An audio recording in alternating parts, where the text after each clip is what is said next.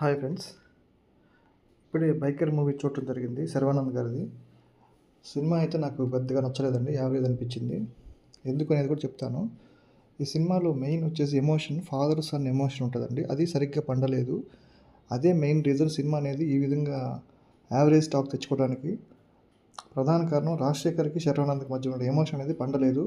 దాంతో పాటు డైరెక్టర్ అనే అతను కుర్రోడు యంగ్‌స్టర్ లాగా ఉన్నాడు. ఆ స్టోరీ అనేది అంత గొప్పగా రాసుకోలేదు స్టోరీ. ఆ రైటింగ్ కానివ్వండి, స్క్రీన్ ప్లే కానివ్వండి చాలా డల్‌గా అనిపించింది.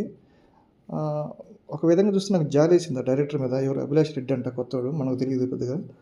అతను ఇంత మంచి కాన్సెప్ట్ తీసుకొని ఎప్పుడో మనం చిన్నప్పుడు చూసిన రేసింగ్, కొత్త జోనర్ ఎవరు చేయని జోనర్ తీసుకొని ఆ ఎమోషన్‌ని కనెక్ట్ చేయలేకపోయాడు.